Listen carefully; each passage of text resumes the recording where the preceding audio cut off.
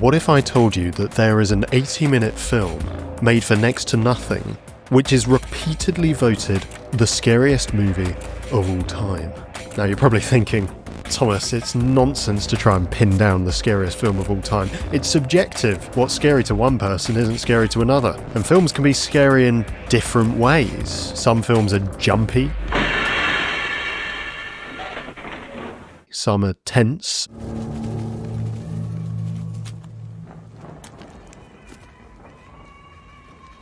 Some have creepy looking characters. Some tap into specific phobias like the fear of confined spaces or the fear of spiders.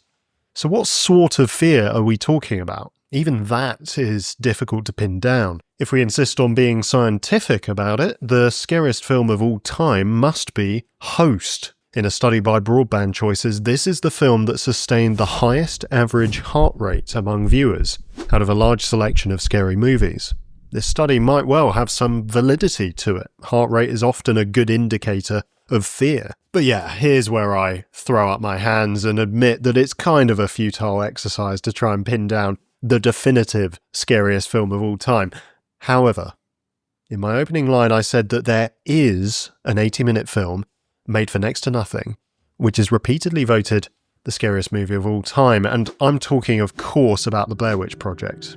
It comes in at a modest 29 in that Broadband Choices study, which is a shame because a lot of the films which outperformed it probably wouldn't exist without it. But hey, maybe it demonstrates the limitations of that study. In this video, I will be diving straight into the deeper themes and symbolism of the Blair Witch Project. What is it that makes this film so scary? And what are we not talking about? This video was very kindly brought to you by my patrons. Thanks so much, guys. The Blair Witch Project came out in 1999, the year I was born. Maybe that's why I feel a strange connection to it. I first got round to seeing the film probably around 2018. I watched it on my laptop, sitting in bed just after I had woken up one morning. And it absolutely terrified me. I almost couldn't bear to look at the screen. I'm scared to close my eyes.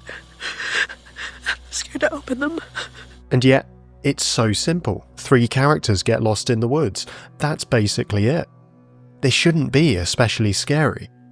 But it is. Seeing the Blair Witch Project for the first time, it was agony. It really felt as though I had uncovered this footage on my hard drive. It felt real.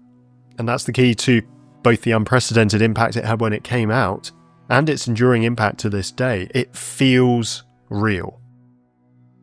Let's take a look at the symbolism in the Blair Witch Project. This idea of getting lost in the wilderness and gradually losing your grasp on reality, that taps into something very deep. In ancient thinking, space and time were seen as these two opposing forces. When space dominates, things are stable, ordered and familiar, for example, a people group living at peace in their promised land. When time dominates, things are handed over to chaotic, cyclical, overturning forces. For example, a people group wandering in the wilderness or being carried off into exile. There is a restlessness to it, it's disorientating. So those two forces are in opposition, space and time. And time devours space. If you want to see an obvious example of that, go to the beach. You have the cyclical overturning force of the ocean with its oscillations, its waves, that represents time. And it quite literally destroys or renews the stable space of dry land. That's how the ancient worldview typically saw the world. But it would be a mistake to say that space is inherently good and time is inherently bad. It doesn't divide like that into good and evil. No, both space and time are necessary aspects of creation. For instance, in Joshua we read about the conquest of Jericho. Jericho is this stable stronghold, it's a dominion of space. But it's a bad dominion of space. It's a stronghold of wickedness, and therefore it must be torn down. And that comes about through the Israelites walking in a circle around it, very strange, playing trumpets. As Matthew Peugeot writes, in this story, the walled city of Jericho is an example of artificial space, while the revolutions around the wall represent the primitive influences of time. So clearly, in this case, the destructive nature of the cycle was used strictly as a weapon against the stable forces of Jericho. Time devours space. And in that case, it was a good thing. It was a necessary thing. But in the Blair Witch Project, It's not good. Our protagonists begin in their familiar homes, their stable spaces. This is my home. Okay. Wow. Which I am leaving the comforts of for the weekend to explore the Blair Witch. But as they venture out into the wilderness, time begins to dominate. Their tent kind of becomes this small refuge, this small stable space, but it's very vulnerable, and they find themselves encircled by whatever it is out there. A bit like how Jericho was encircled by the Israelites, but in this case, it's the goodies, or at least the protagonists, who are encircled by the baddies. Our protagonists even find themselves quite literally walking in a circle, despite their best efforts. No, that's the tree we crossed. That tree is down. That's the same one. No. Oh, You gotta be kidding me! This is a joke! no. It's a handing over to the dominion of time. And what I find helpful about this symbolic understanding of the film is that it holds whatever the true nature of the threat that torments and encircles the protagonists. Is it a supernatural presence? Are they simply being targeted or pranked by malicious locals? Are they losing their minds? Is it a combination? The filmmakers have gradually drip-fed a very detailed mythology onto the internet and other places. But what's interesting, if you just take that original movie in isolation, it doesn't confirm or deny anything in a sense. I spoke to Josh Larson about the Blair Witch Project. Josh is a film critic who co-presents the highly successful podcast Film Spotting. You could make an argument that there's maybe nothing out there in those woods with these filmmakers camping, trying to make a documentary about a legend of a local witch. Maybe it's just some, local people messing with them. And how are they going to respond to that? I don't know that we see anything specifically on the screen that would suggest there is a Blair Witch at all. And that's one of the, to my mind, wonderful ambiguities about that movie. And I think that's what makes this film such a powerful exploration of the dominion of time. These characters, they're walking in circles and they ultimately kind of get consumed, subsumed within to this churning of the wilderness. And you don't know what it is. They don't know what it is. You don't see it, but it just takes over. And I can't name another movie that does this better. So whether it's supernatural or not, in any case, the prolonged exposure to this particular wilderness is utterly destabilizing and ultimately lethal. It strips away everything the protagonists thought they could trust in. Their homes, their car, their supplies. Where's my pack? Your pack is right there. Where's my pack? Their sleep, their friendships. Whatever lurks in these woods is pretty nasty. And the mess is exacerbated by the protagonists themselves. They stroll into the woods confident that they are in control, and they quickly realise that they are not. As things go from bad to worse, they have nothing tangible in which to place their hope. And that for me is another part of why the film is so scary. It stages a fight between the post-Christian worldview and the terrifying elemental forces of the cosmos. We are now entering spoiler territory. The Blair Witch Project wasn't the first found footage movie, but it definitely popularised the style. And the big challenge with found footage horror is that you need to build in a story reason for why these events are being documented on camera. Because generally, when people are actually caught in a traumatic situation, their impulse is not to get out a camera and start filming everything. The imminent goal is to get out of the traumatic situation. Although having said that, with the rise of the smartphone and social media, maybe that is exactly what would happen today. We wouldn't know what to do in such a traumatic situation, so we'd just get out our smartphones and start filming everything. But the Blair Witch Project was made in the 90s. The internet was in its very early stages. Cameras were becoming more affordable and widespread, but they were still rather cumbersome by today's standards. So the Blair Witch Project leans into this. These three protagonists, Heather, Josh and Mike, are filmmakers. They're making a documentary in the woods about the Blair Witch. This is Burkittsville, formerly Blair. It is a small, quiet Maryland town, much like a small, quiet town anywhere. No more than 20 families laid their roots here over 200 years ago, many of whom remain, either on this hill or in the town below. There are an unusually high number of children laid to rest here, most of whom passed in the 1940s. Yet no one in the town seems to recall anything unusual about this time. To us, anyway.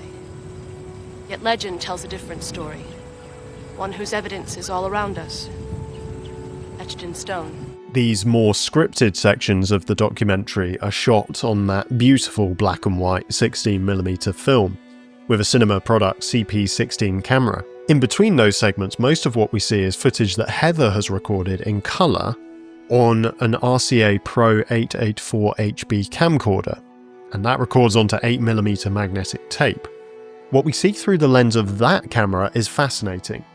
To begin with, it seems to be providing additional footage for the documentary that this trio is making. It's all right, Ingrid. I'm just telling a scary story, but it's not true.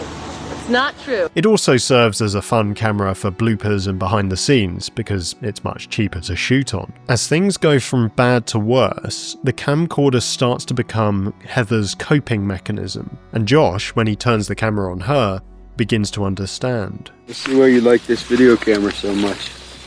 You do? It's not quite reality. Reality says we gotta move. No, but it's totally like a filtered reality, man. It's like you can pretend everything's not quite the way it is. Heather is the director of this documentary. Perhaps holding the camera gives her the illusion of control. As everything else crumbles, one thing she can do is choose where to point the camera. No, she's still making movies, man. That's my point. Please stop. This is my point here. It's all I have left, okay? Just please stop. So it works. It makes sense that the cameras continue to roll even as events become increasingly traumatic for the filmmakers. And it's the performances that really sell it. You believe that these characters are terrified. I spent the whole film waiting to see the Blair Witch, waiting to see something, anything, jump out in front of the camera. But no, you don't see the Blair Witch at all. What you see are people reacting, people being scared of the Blair Witch. And that makes for a much scarier viewing experience. It's like it keeps building up to a jump scare that never happens. The tension isn't released, and it's agony. Don't get me wrong, I'm a fan of maximalist filmmaking too, and some of the most iconic moments in the horror genre, moments that have kept me up at night, have involved striking images, monsters, masks, faces. The Blair Witch Project doesn't do that. There aren't particular images from this film that keep me up at night. But the experience of watching the film, what it's like to sit in the woods with these three characters, it's terrifying. Because you don't see anything. Nothing happens, in a sense. So the gritty documentary realism of the Blair Witch Project, that comes from the direction, it comes from the camera work, it comes from the performances. But also it's important to remember the film's unique production methodology and marketing campaign. Directors Daniel Myrick and Eduardo Sánchez spent years developing the lore for the movie, a legend which you could actually imagine being passed down through the generations in a rural community. The vast majority of the film is improvised. The actors were sent into the woods with the cameras. They were given some direction, but lots of information was withheld or designed to misdirect. For instance, the actors were told that Mike would go missing, but then Josh received a note telling him to leave the tent during the night. Josh!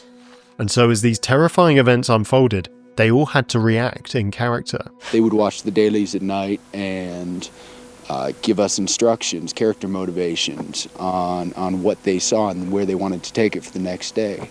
And we wouldn't know what each other's character motivation was. So a lot of the time, we would be conflicting in what our goal for the scene would be. That's good, thank you. That in itself created a lot of tension. We guided them through the woods with this GPS system, this global positioning system, that allowed the actors to remain isolated, but yet still in contact with us. We had little instructions put in milk crates with big bicycle flags, and we could spot them using the GPS, and then every once in a while around the milk crate you'd hear this little skulking in the woods, and every once in a while if it was dark you'd see this red beam, and you knew it was the Haxon band of goons running around again. Hello? We'd wake up like at 2 in the morning and we'd walk out there, a mile to the location, and we'd sneak up on them and we'd make sure they're asleep, make sure nobody's talking. And they were setting up, sound loops of babies crying and kids laughing outside at 10 and 4 in the morning. Basically, it was just us running through trees and going nuts out there in the complete darkness. I think it was by about the 4th day that the insanity really came into play. The shoot itself blurred the boundary between fiction and reality, as of course did the marketing campaign. This poster was displayed at film festivals and on IMDb, and Heather Donahue's mother started receiving sympathy cards. People genuinely believed that these 3 had gone missing. A mockumentary called Curse of the Blair Witch, about the Blair Witch legend and the disappearance of the filmmakers, aired on the Sci-Fi Channel days before the release of the film. Well, Heather was probably one of the 2 or 3 best students that I've had the pleasure of teaching. She was committed. She was energetic. She was very creative. She was someone who I think reminded me of myself really a lot at her age. She was looking to develop and find her voice. Plus, she was interested in documentaries, which my own background is in documentaries. An incredibly believable sequence of interviews and fake news footage. The search of the 3 missing Montgomery College students continues in Frederick County tonight, as dozens of volunteers and state officials join local forces in what has now become a full-scale search of the Black Hills area. Local officials, combined with over 100 search volunteers, have failed to come up with any signs of the 3 missing filmmakers. Montgomery College film students Heather Donahue, Michael Williams, and Joshua Leonard were reportedly shooting a school project about a local myth called the Blair Witch. At this time, their whereabouts are still unknown. A website was set up providing more details about the mythology, and a second mockumentary called Sticks and Stones, an exploration of the Blair Witch legend, was included on VHS when the film came to home video. Now, it's almost impossible to talk about witchcraft in America without talking about the Blair Witch of Maryland in 1786 and the Bell Witch of Adams, Tennessee in 1817. Now, while both of these are interesting academically, it is the Blair Witch that is the most colorful. Now, it's kind of morally questionable, isn't it, this act of mass public deception? Essentially, the Blair Witch is an awful child murderer, and she sometimes possesses others to commit child murders on her behalf. For instance, Rustin Parr, he kidnapped and killed 7 children between 1940 and 1941, as the story goes. And he's brought to trial for this, and he admits to the crime. But he says that he did it for an old lady ghost. Now, it's possible that this man was trying to fit himself into the mythos of the Blair Witch. But that's conjecture. How did you do it, Mr. Parr? I heard voices in my head. What kind of voices? A woman's. Whose voice, Mr. Parr? No idea who it was. It does seem that it's almost 60-year intervals between these events, and I do find that very strange. What he did is he took the kids down in the basement by 2s, and he made one face into the corner. Really? And then he would kill the other one. And then when he was done with that, he'd grab the one out of the corner and kill that one too. Now, the ending of the film seems to be a repeat of this. Heather and Mike find themselves in an abandoned house. They split up to search for Josh, but in the basement, Heather finds Mike facing the wall. Heather's camera drops.